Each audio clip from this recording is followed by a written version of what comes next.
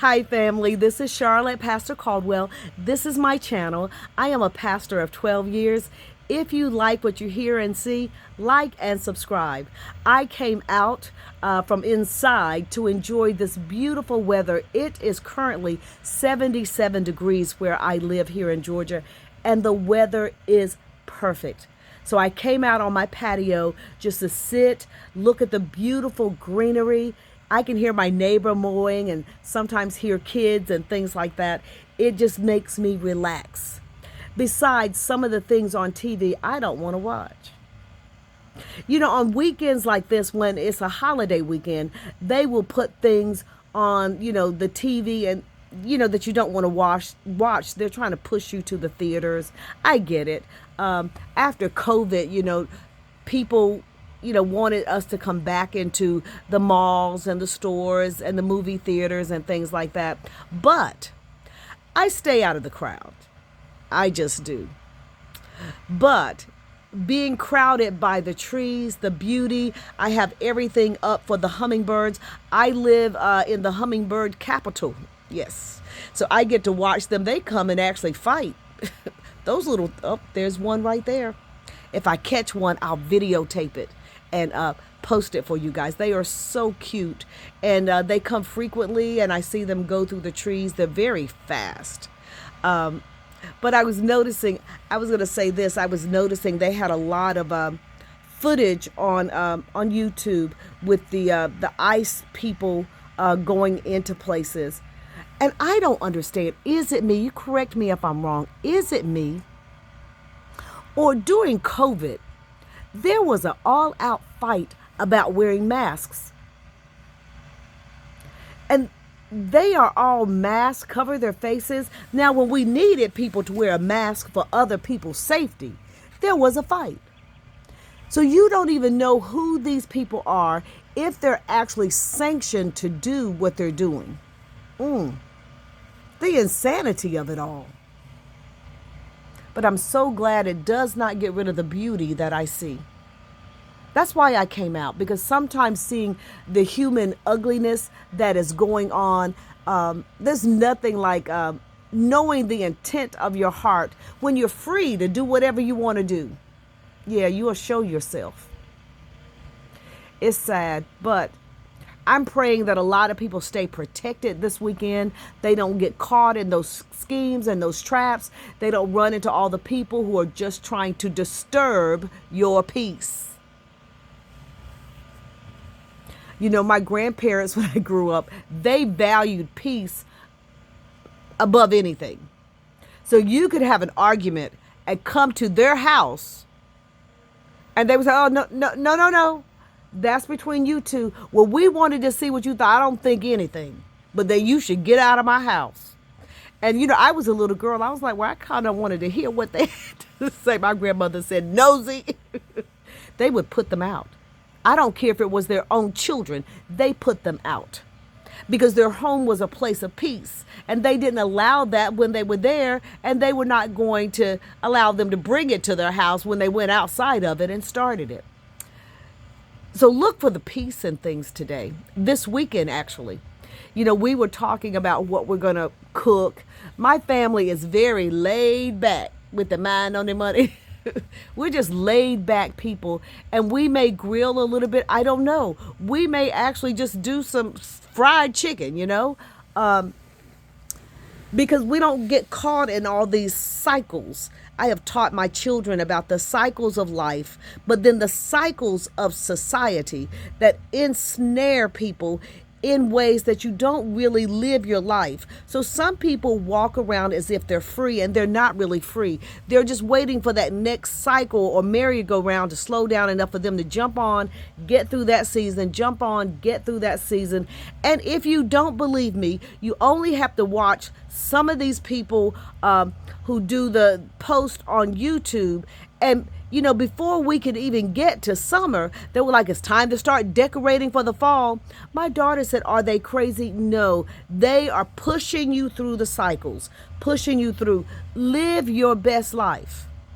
Be able to sing like the songwriter said, I'm living my best life. not going back and forth with you. So I can watch my daughter and I and get decorating ideas, but by no means do I allow anyone to guide me through my life and my home except for my friend, the Holy Spirit. And she was the one who really said, these people have an agenda. And I remember when she said that to me, I said, well, they're decorating their home. They have an agenda. What is their agenda? They have an agenda. Don't watch. Don't like. Okay?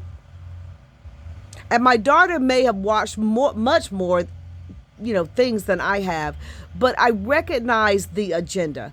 And I don't believe human beings can afford to get caught in these religious systems, governmental systems, all these different systems of thinking.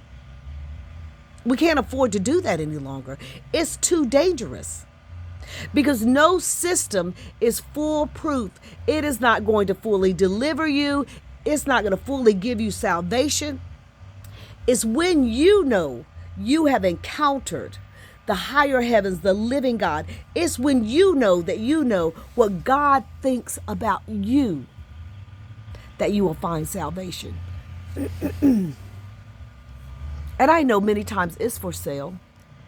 But see, that type of salvation, when you have that type, it's never quite solid or right. Or you do one thing and, you're called on the carpet for this or for that. And, you didn't do this or you didn't do that. And I've gotten in the habit. I'll say, well, I'm all right with God. That's good enough for me. And I've had people say, are you saved? Why, yes. Thank you for asking. You should say the same thing. Why, yes. Do you go to church? No. They'll say, what do you do? I'm a pastor. But you said you don't go to church. I am the church, baby. I don't ever need to go. God's living right here. God's living right here with me. And that's where you have to get everything that they teach you to go way out there looking for. It's all right here. You don't have to go doing all those things. If you have that encounter. Now, one thing I do when it's dark and we don't have, some people have put up some of the lamp post things from the power company. I like the darkness. You come out, you can see all the stars, and I will come out and walk barefoot, not anymore because of my friend the snake, just saying. But I'll come out and walk barefoot and just stretch my hands to the higher heavens. And the stars, you can see them so well. I lived for years in the northern part of Georgia, and I could go out and I would marvel at the stars.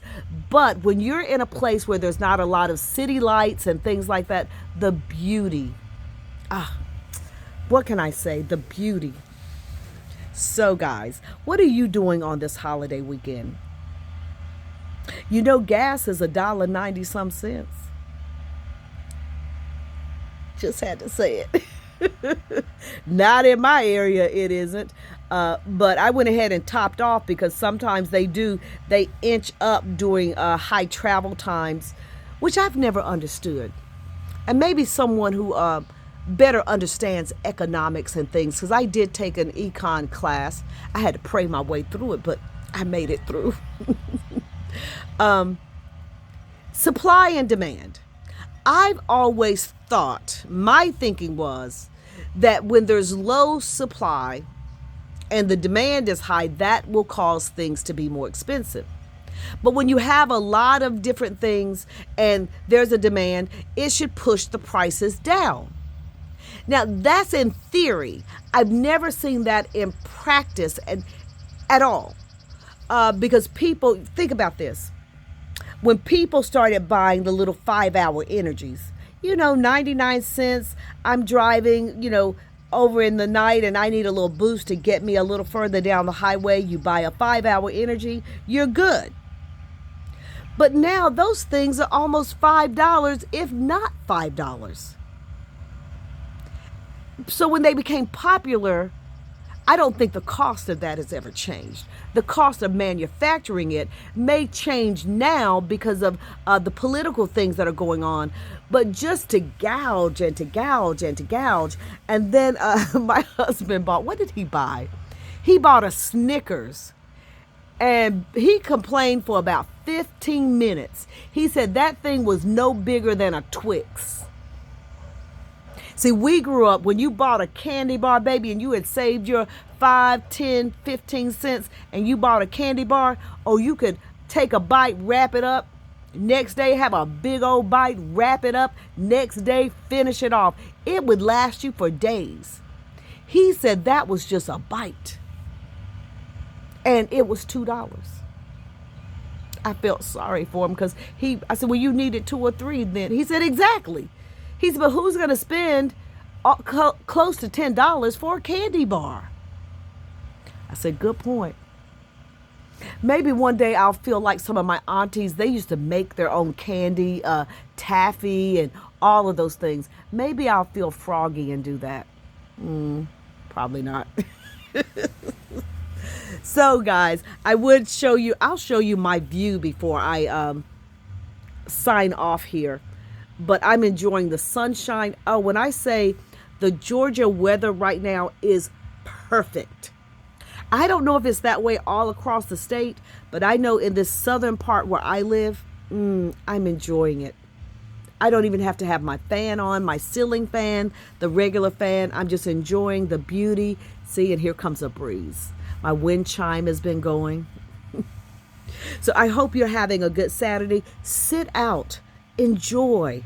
Hey, are some of you going to the jazz festival? See, that's a good one. If I went to the jazz festival, I would have one of those really nice tents where I could put a table and a bed in there and I would chill out and listen to the music. My daughter would go to that every summer with a family that we worshiped with. And they would take her and I would see videos on Facebook. She loved it. And I said, I'm just not a crowd kind of person.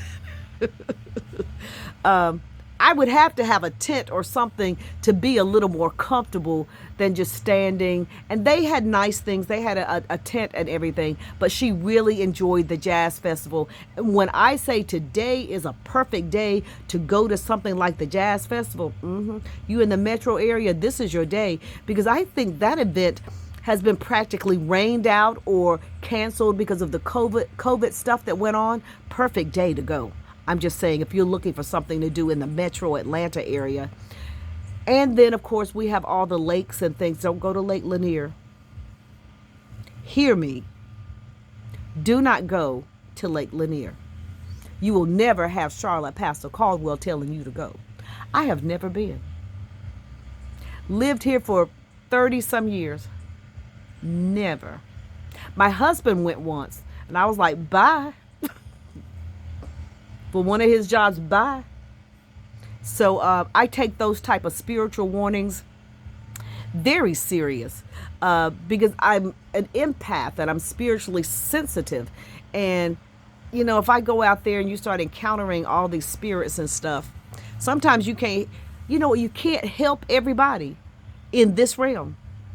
And some people, you can't tell them anything in this realm. It's like that with spirits. Sometimes you can't tell them anything. You can't help them. That's why they're stuck in between in between space. Because even when they're all spirit and soul and breath, they're unwilling to hear.